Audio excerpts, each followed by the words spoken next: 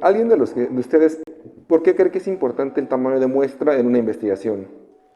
¿Saben por qué? ¿Por qué nos interesa? ¿Por qué tenemos que seleccionar este tipo o tener que calcular este tipo de tamaño de muestra? Para que sea representativo, ok, es algo de lo más importante. Aparte de que sea representativo, ¿qué otra cosa pueden pensar?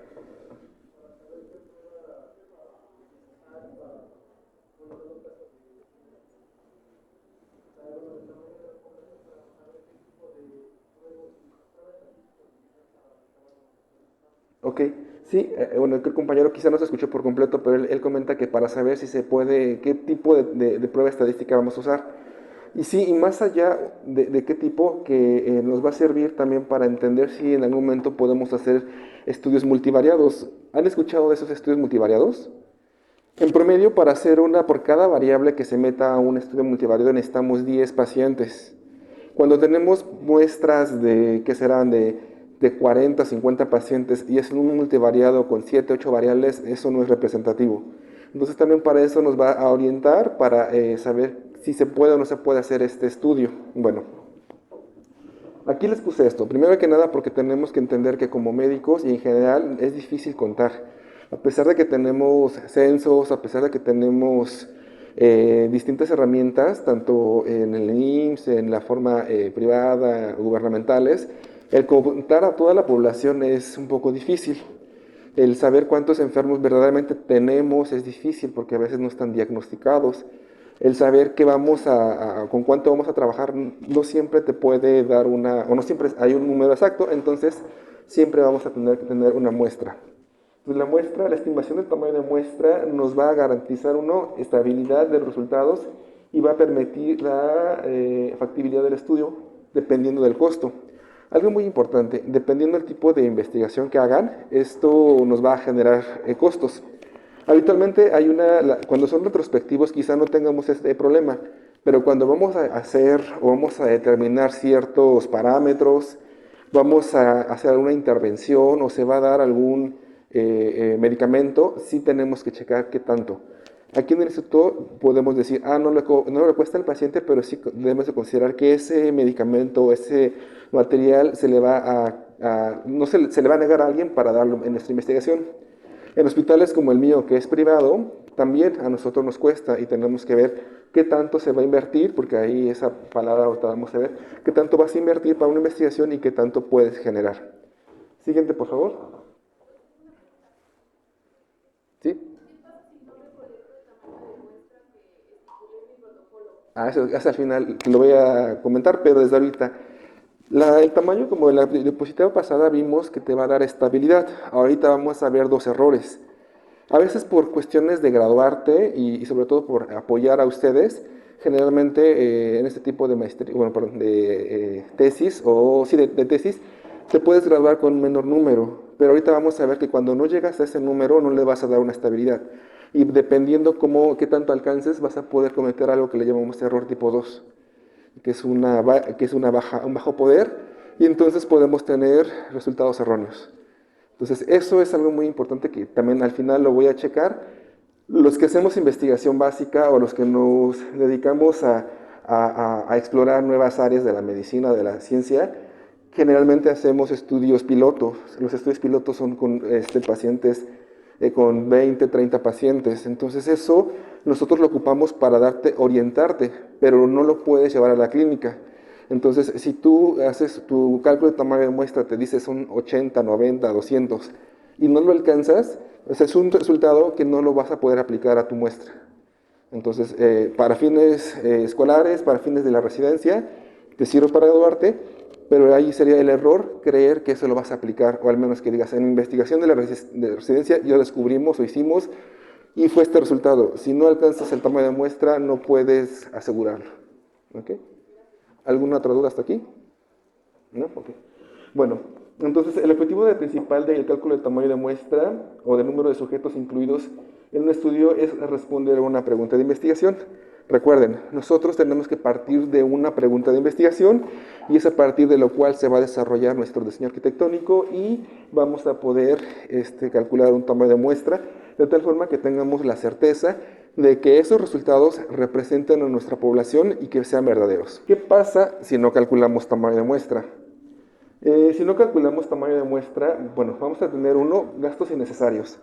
El hecho de que yo proponga un tamaño de un trabajo, por ejemplo, bueno, aprovechando, aquí está Karen. Karen es la pasante que va a estar conmigo en servicio social y ya tenemos un trabajo con CBD. O el CBD no es barato, entonces si yo hago un presupuesto y trabajo con CBD y al final no tengo resultados concluyentes, sería un gasto para la institución que nos va a patrocinar, un gasto para el hospital porque está también invirtiendo pruebas, e incluso también no sería ético para los pacientes el haberles hecho alguna intervención cuando no vamos a dar resultados. Entonces ese es uno, saber cuánto vamos a gastar. En el caso de ustedes, si bien el paciente no paga, pero también la institución puede gastar y poner recursos para su trabajo que al fin y al cabo no se van a recuperar y se pudieron haber ocupado en otros estudios o bien con otros pacientes que también lo necesitaban. Luego incrementar gastos y la otra es la inversión, ¿no?, que les estaba comentando. Entonces sí debemos de verlo desde un punto de vista tanto académico, en el cual no va a dar resultados, podemos confundir como los estudios que en algún momento les mencioné del autismo. ¿Se acuerdan cuántos pacientes tenía ese artículo? ¿Se acuerdan del artículo que les comenté de cuando se asoció la vacuna triple con autismo? ¿Recuerdan cuántos pacientes eran? Bueno, eran 12, que sus edades iban de 3 a 12 años. Pero eran 12, imagínense, solo con 12 pacientes puedes representar a todos los niños del mundo. O sea, ¿qué tanto esos 12... muchas gracias. ¿Qué tanto esos 12...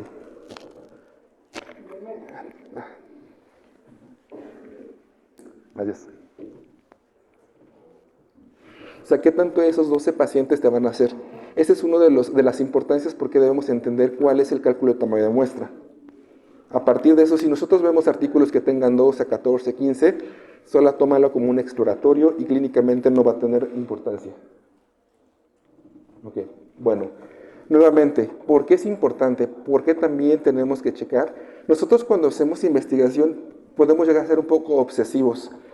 Cuando haces un protocolo, cuando estás viendo resultados, no sé si a ustedes quizá no lo hagan en investigación, pero en algún momento cuando les interesa algo, cuando están viendo un paciente y tienen un resultado que no es como, o hay contradicciones en los resultados, ustedes quisieran saber exactamente cuál es el resultado de su paciente para tomar una decisión. Nosotros en investigación tenemos que tener la certeza y tenemos que saber exactamente que eso que estamos observando es debido a algo que le llamamos maniobra. ¿Se acuerdan qué es maniobra en el modelo de diseño arquitectónico? Maniobra, ¿se acuerdan? Sí. Maniobra, recuerden que es lo que se va a probar, ya sea un medicamento, va a ser un grupo de fármacos o van a ser 2 terapias, ¿ok? Entonces, tenemos que saber que la maniobra es la responsable de esa diferencia y para eso tenemos que tener el cálculo de tamaño de muestra. Bueno, nuevamente, la diferencia observada entre las mediciones realizadas antes y después de la maniobra o entre las maniobras del estado basal que sea real y que no se deba al azar. Cuando checamos qué era esto de al azar, ¿se acuerdan que era el 0.05?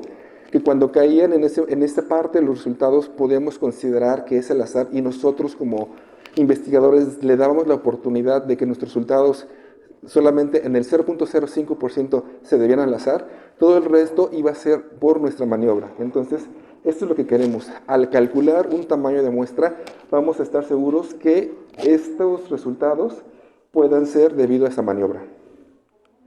Bueno, entonces aquí haciendo recopilando la información que les he estado dando, les hablé acerca del diseño arquitectónico. Recuerden que tiene 3 partes: estado basal, maniobra y desenlace. Si tú o ustedes arman o desarrollan bien un diseño arquitectónico, consideran una prueba estadística adecuada, dependiendo del tipo de variables y dependiendo del número de grupos que tenemos, y también si tenemos un tamaño de muestra, vamos a poder entender un desenlace. Independientemente de que lo hagan para cuestiones de la residencia o de su tesis, Creo que es muy importante que ustedes en su momento como especialistas puedan entender esto. Cuando ustedes vayan a congresos, cuando ustedes lean artículos novedosos o que están cambiando muy o drásticamente lo establecido, recuerden esto, deben entender el diseño arquitectónico, deben entender la prueba estadística y deben de ver el tamaño de muestra. Cuando ustedes analicen y lean esto en los artículos y vean que está correcto, entonces pueden estar seguros que el desenlace es bueno o sí se va a aplicar a sus pacientes. A veces ese es uno de los problemas que tenemos cuando no entendemos esta estructura de un artículo, asumimos resultados falsos. Y el ejemplo que siempre doy, y me gusta mucho porque es muy representativo, es el de las vacunas. Bueno, tenemos que entender algo, que siempre hay probabilidades, que de todo en la medicina también no hay verdades absolutas y que vamos a tener posibilidades de errores. En este caso vamos a tener dos tipos de errores. ¿Ya los habían escuchado? ¿Se acuerdan de eso? Eso lo vimos habitualmente en la prepa, ¿no? Pero pues, ya es algo que quizá no le pusimos mucha atención en ese momento, pero en la licenciatura cuando había un estadístico o algo, ¿se acuerdan de estos? ¿No? Bueno, como les comenté, mi objetivo es tratar de hacer las cosas fácil. Hay fórmulas, hay muchas cosas, algoritmos. Lo que quiero es tratar de que lo hagamos fácil, que se entienda. Ya al quien le guste en su momento puede entrar y va a ver que es un poco más complejo de lo que voy a decirle ahorita, porque tenemos que empezar a ver qué es una hipótesis nula o la alterna y hacer cosas, ¿no? Entonces, para mí en este momento quisiera solamente que ustedes entiendan que tenemos dos errores cuando no se calcula un buen tamaño de muestra. El primer error va a ser aceptar la diferencia sin que sea real. Generalmente esto es muy importante. Cuando nosotros vemos artículos, sobre todo de la industria farmacéutica, y que tienen 10,000, 50,000, 20 y tantos mil pacientes, muchas veces ocupamos este tipo de error, porque sin haber una diferencia, más bien, el aumentar el tamaño de muestra, el aumentar el número de pacientes me va a dar una significancia estadística. Entonces, eso cuando no hay tanta significancia, pero el aumentar el tamaño de muestra me va a dar lo que llamamos estadísticamente significativo. Entonces, habitualmente, si ustedes recuerdan, creo que el doctor Daniel les comentó de Strobe, que les dejó que lo revisaran, dentro de los algoritmos de Strobe, de Prisma, ya te piden que pongas cómo se calculó el tamaño de muestra. Esto para que el lector y en ese momento ustedes entiendan cómo se calculó o qué parámetros se ocuparon y qué fórmula se ocupó. En caso de que no haya y estén viendo resultados de investigaciones que tienen miles de pacientes, entonces siempre cuando vean eso, piensen en este error tipo 1 y eso es hacer válido algo que no es válido. ¿Ok? ¿Cómo me va a dar la seguridad de que cuando yo diga no fue mi resultado, fue cierto? Para eso necesitamos entender el error tipo 2. Por la otra parte, cuando no tenemos el número necesario de pacientes, cuando no se alcanza eso, podemos rechazar un resultado que sí es real. Entonces, si ustedes están haciendo un trabajo en el cual necesitan 200 pacientes y solo alcanzaron a recolectar 50, posiblemente su teoría, posiblemente su trabajo es muy bueno y es real, pero el no haber encontrado, el no haber alcanzado ese tamaño de muestra, nos va a dar uno. Vamos a rechazar, vamos a decir no es cierto, cuando sí es cierto. Entonces, para eso debemos de ver y debemos entender. Si se ponen un poquito a leer más en estadística, van a encontrar estos errores. Le digo, si nos vamos a cuestiones de números, es algo complejo y tenemos que entrar a hipótesis nulas y todo eso, ¿no? Pero digo, ahorita solamente quiero que los conozcan y entiendan por qué también es importante el tamaño de muestra. ¿Hasta aquí alguna duda de estos dos errores? ¿No? Bueno. Nosotros ya entrando un poquito al tema, y sé que aunque no quiera hablar de números, tengo que hablar porque vamos a hacer cuentas, entonces vamos a checar. El error tipo 1, ¿se acuerdan que esto es el aceptar algo que no es real? Entonces, para nosotros, para estar seguros que lo que vamos a aceptar es verdaderamente y lo que nosotros vamos a leer en nuestra tesis o en nuestro artículo verdaderamente sí es un resultado real, tenemos que entender el error tipo 1 y a esto le vamos a llamar alfa. O sea, lo que indica que la diferencia entre los dos grupos existe un 95% de seguridad, que la diferencia sea real y solo le damos el 5% de error. Aquí empiezo a conjuntar y empiezo a cruzar las clases. ¿Se acuerdan cuando vimos que era el 0.05 y que les decía que en cada lado era 2.5 y el resto estaba en el centro? Esto es lo que nos da el error. El objetivo de entender esa gráfica era para entender... Ay, perdón. Para entender... ya me pasé.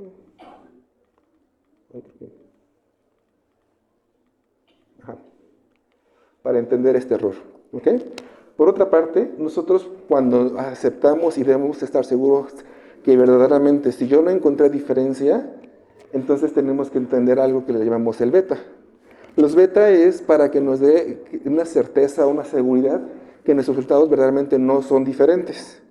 Si yo dije no existe diferencia entre el darle aspirina y paracetamol, entonces yo debo de entender que para ver esa no diferencia, debo de ver y entender qué es el beta, que generalmente se va a un 80%. En estadística nosotros ocupamos mucho esto, que es la tabla 2x2. Recuerden que lo utilizamos para ver sensibilidad, lo ocupamos para ver valor predictivo positivo, lo ocupamos para ver la chi cuadrada. Todo depende cómo se calcule y qué parámetros ocupes. Nosotros en este caso debemos entender dos cosas. Uno, ¿se acuerdan que esto en el momento lo vimos que son los verdaderos positivos y estos son los verdaderos negativos? Aquí es donde a nosotros nos interesa y debemos de checar. Para que esto siempre esté en los resultados y tengamos verdaderos positivos y verdaderos negativos, tenemos que cuidar que nuestros errores no caigan acá. Esto cuando no calculamos el tamaño de muestra o cuando no se alcanza el tamaño de muestra, como me comentaba la compañera, entonces vamos a estar aquí. Nos vamos a llevar a nuestro resultado en esto. Error tipo 1, es decir, recuerden, el error tipo 1 es no existe diferencia, pero no está estadísticamente significativa. O sea, estamos aceptando una mentira.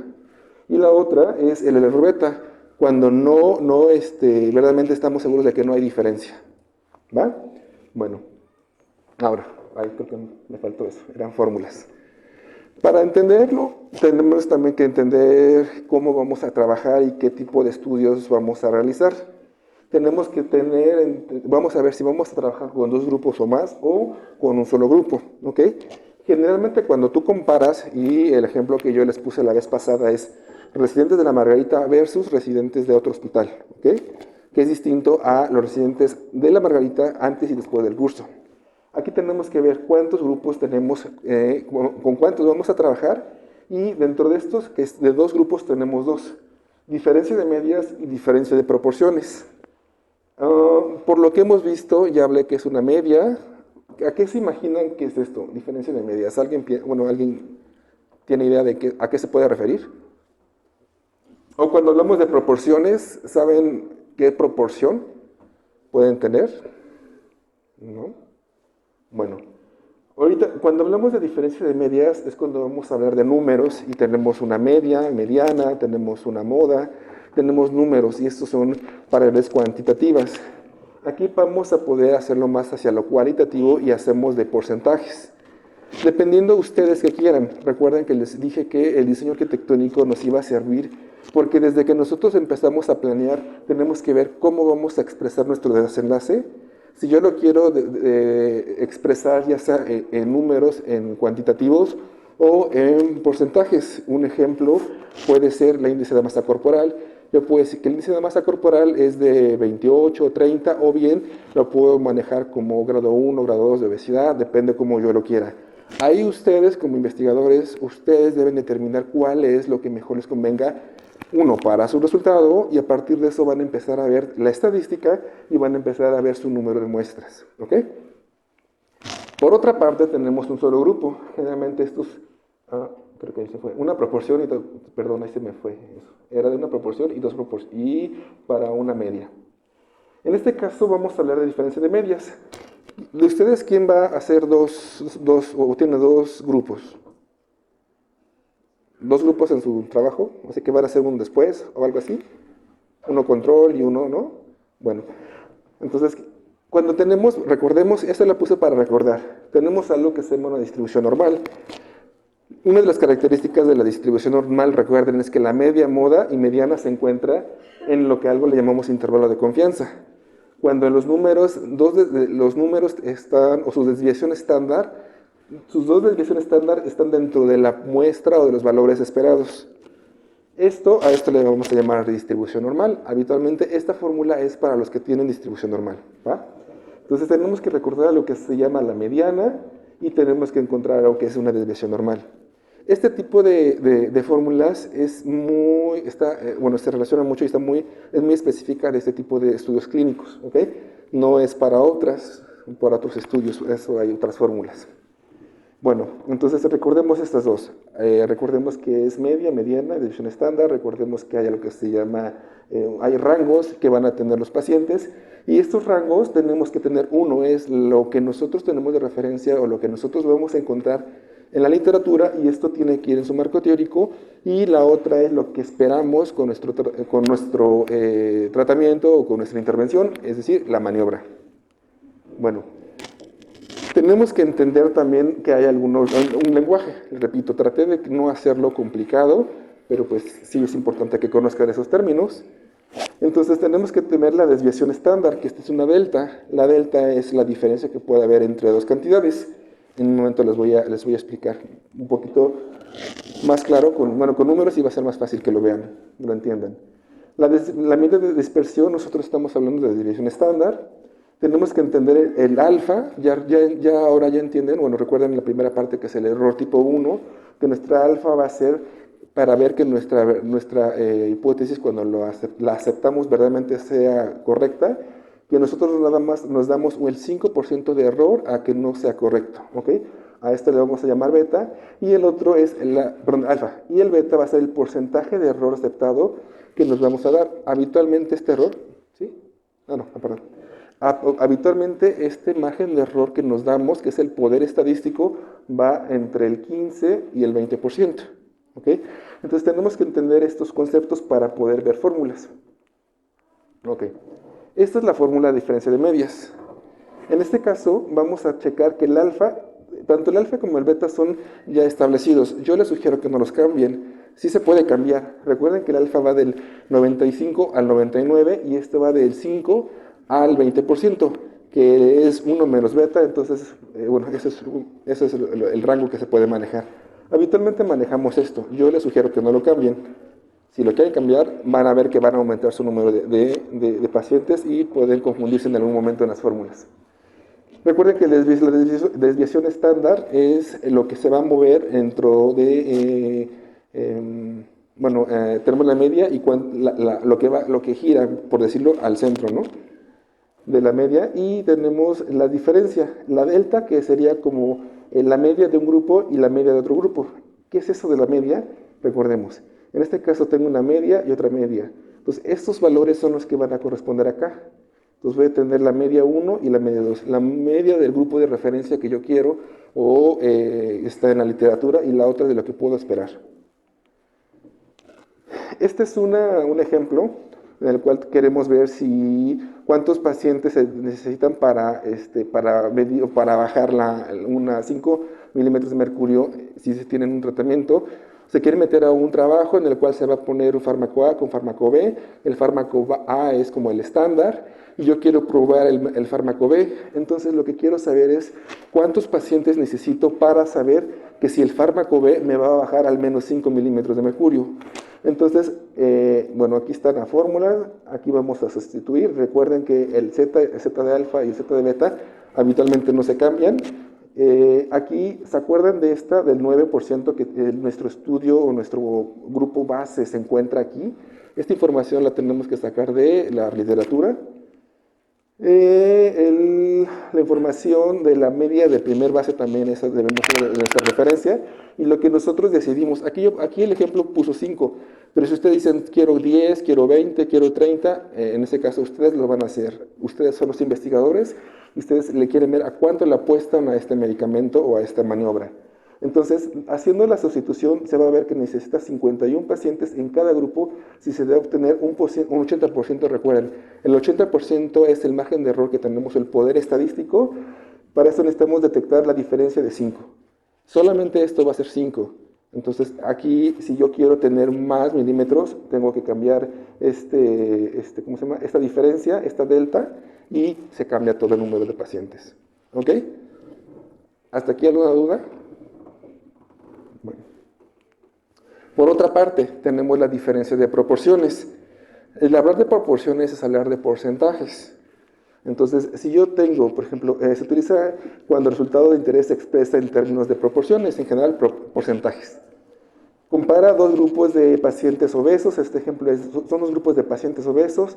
El primer grupo de pacientes recibe un fármaco y el segundo una orientación dietética o alimentaria. Entonces, la proporción que yo quiero ver es que si se alcanza o menor, si quiero alcanzar esto. Y bueno, entonces tenemos aquí un grupo y el otro grupo. En este yo espero que el 70% de estos pacientes tengan un éxito y en este grupo que es la orientación solamente tengo el 50%. Entonces, recuerden, aquí en este caso la proporción va a ser la proporción 1 del grupo 1, que en este caso sería nuestro estándar o nuestro referente, y yo quiero contrastar, y mi grupo 2 va a ser el que tiene 50. Entonces, la diferencia de proporciones va a ser el 20%, ¿ok?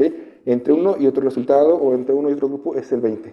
Le damos el tratamiento, lo seguimos a 6 meses, y quiero ver quién logró el índice de masa corporal al 25%. Bueno, esta es la fórmula, digo, las pongo, pero no hace falta que se las aprendan, están complejas, y bueno, hacerlo a lápiz, todo también está bastante complejo. Al menos recuerden esto. ¿Se acuerdan qué es el Z de alfa? ¿Se acuerdan? Siempre que vean Z de alfa, acuérdense, error tipo 1.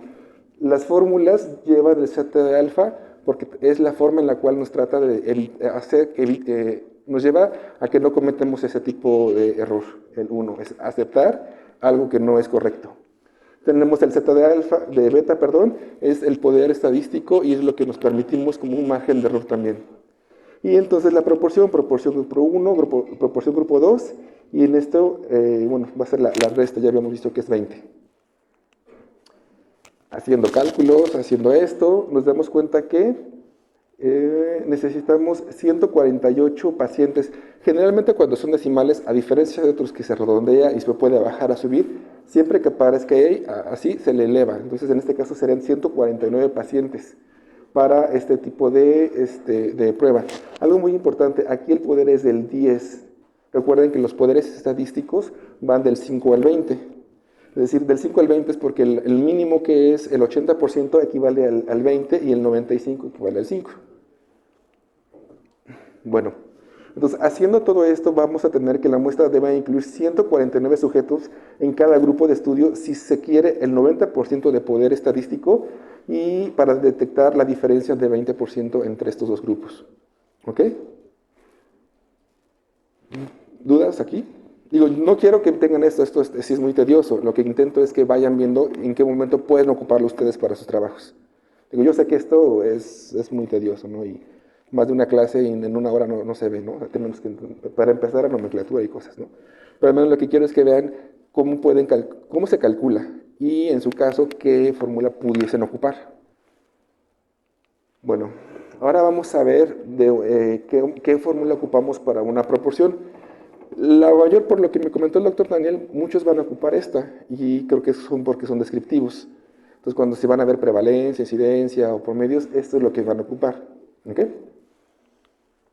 Bueno, cuando ocupamos esto o cuando nos vamos a este tipo de fórmulas, es cuando se necesita el valor promedio de una determinada característica dentro de una población. Para esto necesitamos ver qué es un valor promedio y un límite superior e inferior. Nosotros siempre manejamos intervalos de confianza. Recuerden, no hay verdades absolutas, siempre como personas tenemos ciertos comportamientos y recuerdo que la primera vez que los vi decía es como que es normal de carácter, ¿no? O sea, todos estamos acá, tenemos distintas formas de carácter, humor, pero dentro de todo tenemos una cierta tolerancia que todos nos adaptamos, ¿no? Eso es los intervalos de confianza, por decirlo, ¿no? Podemos ser diferentes, pero dentro de esas diferencias entramos dentro de un rango que nos hace convivir. Cuando alguien se sale del intervalo de confianza y puede haber problemas. Digo, es un ejemplo. Ok. Para esto necesitamos la media de resumen, que así se va a representar. Corresponde a una proporción esperada y la precisión, qué tan preciso queremos o que también es una forma de decir qué tanto nos vamos a dar la oportunidad de fallar o de que se muevan los resultados. Esta es la fórmula de la proporción, realmente es muy sencilla, digo, se ve media aparatosa, pero es la más fácil, es la más fácil y yo creo que la mayoría va a usar esta. En este caso debemos entender que la proporción esperada y se va a llevar Si hacemos uno menos la proporción esperada y considerando que queremos un 20% de prevalencia y bueno, vamos a considerar, recuerden siempre el Z de alfa, vamos a considerar una precisión. La precisión es qué tanto ustedes van a considerar su margen de error. Habitualmente para esta fórmula es el 8%. Ahorita les voy a decir por qué no traten de no cambiarlo. Para esto, bueno, ese es un ejemplo. Dice, ¿cuántos prematuros será necesario estudiar para verificar si la prevalencia estimada de la enfermedad ósea metabólica en una población de unidad de cuidados intensivos neonatales es del 20%, considerando una precisión del 8% y un alfa del 0.05%, con un nivel de confianza al 95%? Entonces, estas fórmulas, esto que equivale al Z de alfa, le digo, siempre va a ser constante, siempre vamos a, bueno, no siempre, lo pueden mover al 99, pero no se lo sugiero.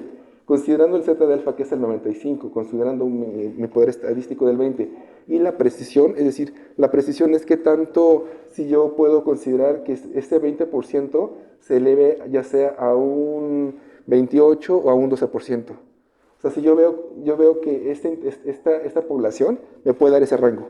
Ustedes pueden bajarlo, subirlo, pero luego eso, ahorita vamos a ver una tablita cómo puede repercutir en bastantes pacientes. Entonces, considerando esto, pues nos van a dar 96 pacientes. Generalmente siempre que se hace 1.1, siempre que tenga se eleva al siguiente número. Entonces, para el tamaño de muestra necesario serán 97 niños para una prevalencia esperada del 20% con un índice de confianza que va del 12 al 28. Este 12 al 28 ustedes lo eligen como investigadores y equivale a este 8 que está aquí. ¿Ok? Bueno, lo que decía entonces, bueno, es la explicación de lo que les comenté.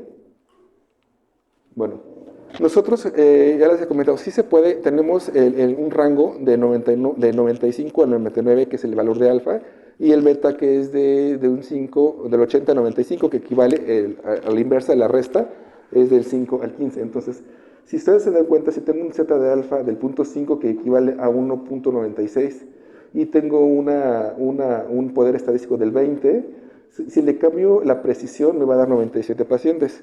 Pero si a esto solamente le cambio o disminuyo la precisión, me va a dar 385 pacientes. También si recuerden que Z de alfa va del 95 al 99, si yo lo elevo al 99%, va a ser más seguro, mi trabajo, porque reduzco ese 5% de error básicamente al 1% y me va a dar 166 pacientes. Ahora, si yo hago esto y aún reduzco mi margen de error, me va a dar 664 pacientes. Esto lo menciono porque si bien hace rato les comenté que el número de tamaño de muestra te va a servir, si tienes muchos pacientes vas a cometer un error, cuando haces estadística, todavía aún conociendo o sabiendo de manejar estos números o moviéndolos, puedes reducir o aumentar tu número. Lo que ustedes deben de ver es cómo se calculó. Repito, muchas de las iniciativas como Sestro y Prisma, todos estos ya te dicen que debes de poner cómo se calculó. Entre más cerrado, que esto sería como lo óptimo, el resultado va a ser muy claro. Si verdaderamente llegaron al número de muestra que tiene esto, van a tener la certeza que ese trabajo fue muy bueno porque los márgenes de error que les dieron a los investigadores son mínimos. Si tienes esto, el margen de error aumenta, entonces sí es bueno y sí se apega a la estadística, sí se apega a este tipo de fórmulas, pero le das más margen de error, ¿ok? Bueno, el de una media, eso lo menciono, realmente esos son promedios que también no tienen, no creo que lo ocupen. Depende mucho de su comité que tanto les deja hacer cosas sencillas. No lo van a ocupar tanto, nada más se la menciono. En el caso de esto, pues nada más recordar igual, hablas de un resultado de alfa, que recuerden, esa es la certeza que un resultado va a ser real, desviación estándar, y también te va a manejar una precisión, que es el error que tú ustedes van a permitirse. Ok, ¿hasta aquí alguna duda? ¿Sí? ¿Sí? ¿Perdón?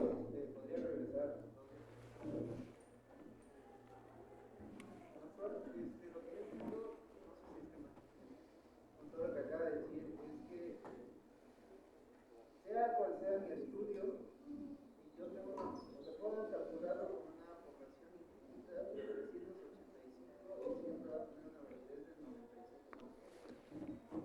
¿Ok? A ver, si tú lo calculas al...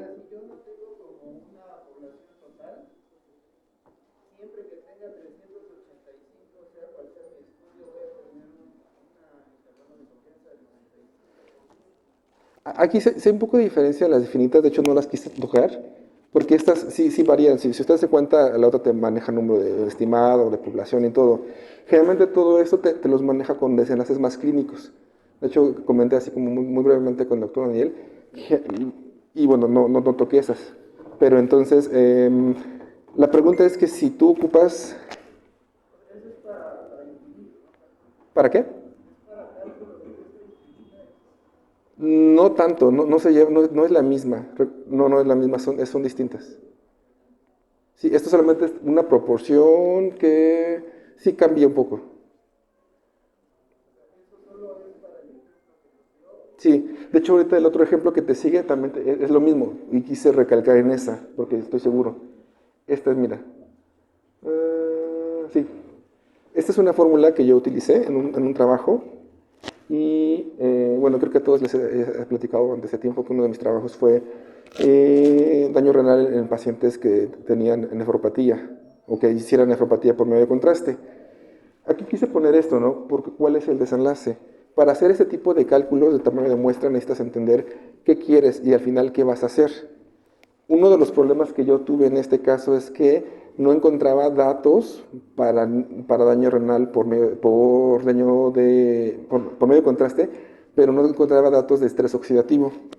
Hay algo, bueno, ese es otro tema y no me quiero meter en eso, pero estrés oxidativo tiene ciertas características que debes de cumplir para considerarse daño oxidativo o estrés oxidativo más bien.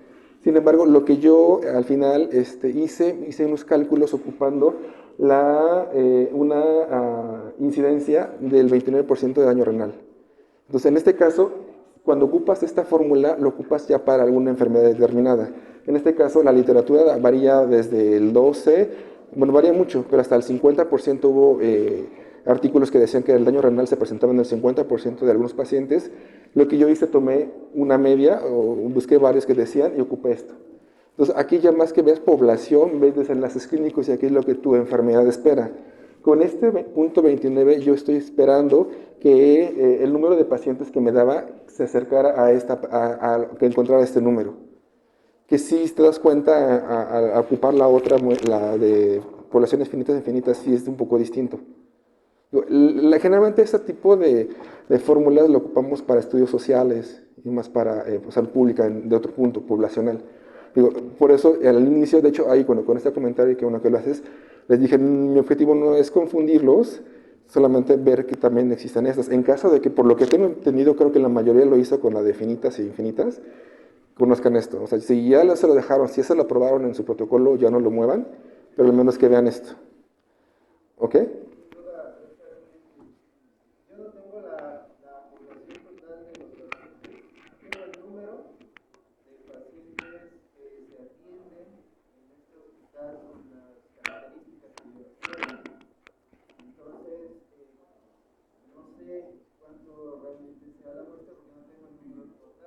De hecho, para eso lo ocupamos y uno de lo que comenta al inicio, desde aquí nos sirve, cuando haces el diseño arquitectónico y haces cálculo de tamaño de muestra, desde ese momento vas a ver si te conviene o no hacer el trabajo. Porque si tienes, no sé, te sale en 600 y en el hospital nada más atiende al año 200, o sea, no vas a acabar. Entonces, ¿de qué es tu trabajo?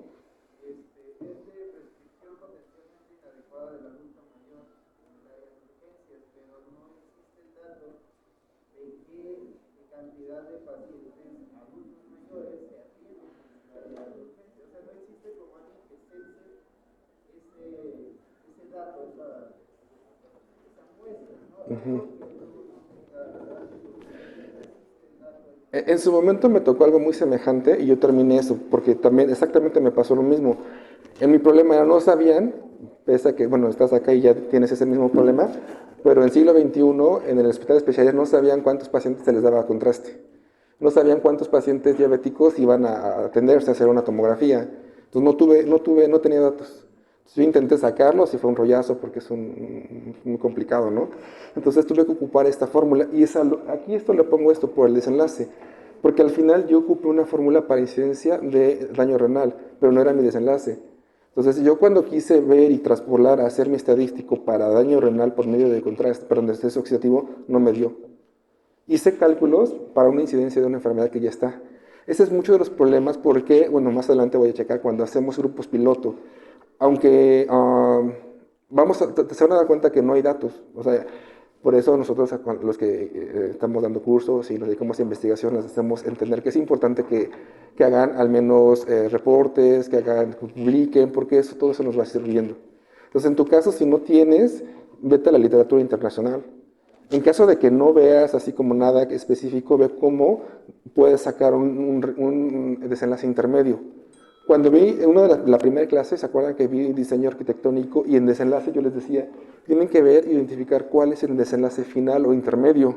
En mi caso yo les explicaba, mi intención originalmente era hacer una combinación de antioxidantes y dárselos y decir, mis antioxidantes te evitaron un daño renal.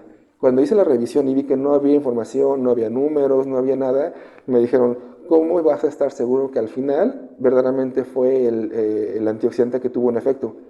¿Qué tal si ninguno hizo, nunca hicieron estrés oxidativo y tú estás adjudicando algo que no existió? Entonces por eso me dijeron, primero debes ver y medir estrés oxidativo, asegurarte que existe un daño renal o bien un estrés oxidativo por medio de contraste, y ahora sí, ya que tienes esos vas a tener números para hacer cálculos y ya vas a poder calcular tu tamaño de muestra. En tu caso, yo te sugeriría, así que eso te checamos porque digo, es algo que me pasó a mí. Si lo haces con Infinity te va a tocar muchos pacientes y no creo que acabes. Entonces no, posiblemente con esto te puede reducir. ¿Ok? ¿Alguien más? ¿No? Bueno, entonces, bueno, ya aprovechando esta diapositiva que les dije, no, esta es la fórmula que yo hice y mi objetivo de esta diapositiva es decirles, tenemos que tener cuidado cuál es nuestro desenlace. En mi caso, por cuestiones también de tiempo, porque me tenía que titular y ya no me daba tiempo buscar más información, tuve que ocupar esta fórmula. Pero esta es una proporción, era la incidencia de daño renal, pero no considerando el desenlace, no considerando el estrés oxidativo. Al final de mi trabajo no pude hacer ningún cálculo de como tal, no fue significativo porque no llegué a la muestra o no representaba una muestra para estrés oxidativo. Sí vi daño renal, pero no podía hacer cálculos y mis conclusiones no fueron las que yo pude, bueno, no me gustaría porque no tuve un tamaño de muestra. Entonces, aquí es importante a veces, creo que les comenté en algún momento, no nos acostumbran a reportar lo que no logramos, o a veces dicen, no, es que debe haber una significancia para que titules. Recalco y respeto, eso va a depender mucho de su comité tutorial, pero también del no encontrar resultados, el no encontrar la diferencia estadística es un resultado y que es bastante útil. ¿Ok? Esta es una proporción. En este caso, bueno, puse esto porque, como les dije, no es necesario que se aprendan fórmulas. Todo esto lo hice para que ustedes puedan ver o puedan entender de dónde se saca, qué fórmulas hay, pero bueno, afortunadamente ya tenemos calculadoras. Tanto hay calculadoras de este tipo, o pueden entrar a varias, ya hay varias escuelas de bioestadística o así, y ponen y se los puede dar, ¿ok? Lo importante no nada más es mover, pero para que ustedes puedan entender por qué se le ponen estos números, ¿ok? Pueden entender por qué el poder del 80%. Recuerden que este poder del 80% es para que te evite el rechazar una verdad, el rechazar tu hipótesis cuando sí es verdadera. Y el error alfa, que es el 95, es aceptar algo que no es correcto. ¿Ok? Entonces digo, ya aquí, en este caso es una fórmula de un trabajo que es uno de mis, creo que les había comentado de él, está haciendo en el HU. Su trabajo, y esta es una de su fórmula, él está haciendo un ultrasonido de la arteria oftálmica y está viendo qué diferencia entre los que tienen diabéticos que tienen y no tienen retinopatía. Están viendo, entonces tenemos dos grupos, aquí es esta fórmula para dos grupos, aquí habla que el 80%, 95%, y estos son lo que se espera del que tiene diabetes y retinopatía y los que no tienen. Aquí calculamos y al final fueron 57 pacientes. Entonces él colocó en cada grupo 57 pacientes. Habitualmente esto lo pueden presentar en su tesis, de hecho esta es una diapositiva de su presentación y así la pueden y la deben de presentar. Deben de poner cómo se calculó, qué fórmula hicieron. En caso de que no, y si se los permite su comité, pueden poner nada más la carátula de la calculadora que ustedes ocuparon, pero sí deben explicar cómo tomaron estos datos. Eso sí es importante, que esto represente su población. ¿Ok? La otra pregunta, que también va muy relacionada con lo que me dijo su compañero, es ¿qué hacemos con los estudios pilotos? Nosotros, los que hacemos investigación básica, estamos trabajando con células o estamos trabajando con compuestos. En este caso, aquí está Hazel, que con ella estamos trabajando CBD. Y una de las características es que, pues, pese a que pueda haber se consuma demasiado CBD, no hay estudios como tal científicos en nuestra población. No hay muchos datos que nos pueden decir en qué momento podemos alcanzar una vida media, no hay datos en qué momento clínicamente va a ser significativo.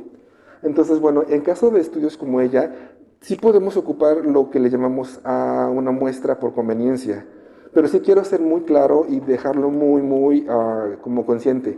Y lo que le dije a su compañera, cuando hacemos este tipo de estudios no los vamos a representar ni los vamos a extrapolar a lo clínico. Son hallazgos que tenemos para calcular y para a partir de eso ver uno, si es factible, si no tenemos alguna complicación, cómo vamos a proyectar un estudio que ya tenga una estructura como una fórmula bien determinada. Entonces, cuando vean estudios piloto o cuando vean estudios con 30, con 20 pacientes o que diga a conveniencia, son resultados que no van a tener en la mayor parte de sus casos una significancia clínica. Que eso lo vimos en la última sesión cuando habíamos visto que el 0.5 no significa que tenga una relevancia clínica. Acuérdense del chocolate. O sea, el que haya sido o haya un resultado que dice que un país consumidor de chocolate tiene mayor número de premios Nobel, eso no te va a representar. O sea, podemos que a todos a partir de cierto momento nos den chocolate y eso no va a elevar nuestros premios Nobel. ¿Ok? Las diferencias estadísticas no siempre son clínicamente relevantes. Entonces, aquí les digo esto. Si podemos ocupar, en este caso, pruebas o estudios a conveniencia, sus resultados muy seguramente no van a ser clínicamente significativos. ¿Okay? A veces los ocupamos por muchas cosas, por tiempo, por facilidad o por otra, pero pues siempre recuerden eso, no va, aunque sea algo que dices, sí tuvo resultado, no va a tener una importancia clínica. ¿Okay? También algo que yo les comento a los internos allá en el hospital es que cuando haya gente que haga este tipo de investigación básica, que diga no por un exploratorio, tampoco tengan esa apertura. O sea, si son clínicos puros, y si son hospitalarios puros y que siempre hacen investigación de hospital, no van a estar como acostumbrados a eso. Generalmente eso es más para universidades, para centros de investigación. Entonces, si los invitan al momento de su vida ya de especialistas, entiendan que vamos a recuperar información. Necesitamos, porque si así como su compañero no hay, o sea, muchas veces queremos hacer estudios más estructurados desde un punto de vista metodológico con una fórmula, pero no tenemos información. O sea, la podemos inventar, pero bueno, ese no es el caso. Necesitamos estudios previos para poder, a partir de eso, ya estructurar un estudio ya con un enfoque metodológico completamente clínico y que esperemos que va a tener una relevancia y que sea aplicable al paciente. ¿Ok? Y bueno, finalmente esta, digo, siempre la ocupo, me gusta mucho, y ya con esto lo que les pregunté, ¿cuántos pacientes ocuparon? O sea, fueron 12 pacientes y a partir de 12 pacientes tuvimos una ola de antivacunas, ¿no? O sea, entonces cuando lean esto, así sea en Lancet, así sea la New England, perdón, o cualquier otra revista científica, muchos de los editores no son médicos. Por ejemplo, ahorita mandamos un estudio, un caso de gineco y nuestro editor es un veterinario. Yo porque lo buscamos, ¿no? Y lo buscamos porque las observaciones que nos hacía, o sea, eran como, ay, ¿cómo nos preguntas esto, no? Y ya revisamos si él es veterinario. Entonces hay muchos editores en revistas que no son médicos, que no tienen un juicio clínico y podemos aceptar porque habitualmente si no tenemos este contexto clínico de fórmulas, solo vemos que sea estadísticamente significativo o lo vemos muy metodológicamente. Yo al inicio les dije, no, metodología pues es un área, es una ciencia y depende hacia dónde la vaya dirigiendo, tiene peculiaridades. Lo que a mí lo que yo traté de hacerle con ustedes es hacer el enfoque clínico, hacer el enfoque que como médico de consulta de quirófano o de urgencias o de lo que sea, de hospitalización, les puede ser útil. Entonces mi enfoque fue más clínico. Sí, hay más de estadística, hay más fórmulas, hay cosas así más raras que no creo que lo utilicen a menos de que se dediquen a eso. Entonces recordar eso, ¿no? O sea, siempre, siempre entender que el tamaño de muestra, el diseño arquitectónico y los estadísticos nos van a dar resultado. ¿Ok?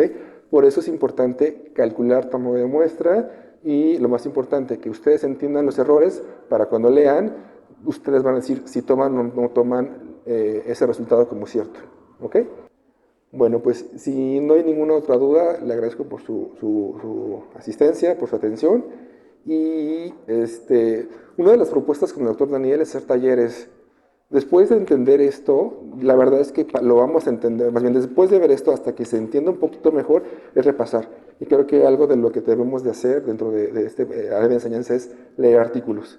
Solamente cuando ustedes lean artículos y sobre todo de sus áreas, van a ver como más claridad y al final, como todos practican la vida, van a ser cada vez más fácil, van a tener un razonamiento un poquito más estadístico y van a ver que no es tan complicado. ¿Okay? Bueno, pues muchas gracias por todo. Adiós.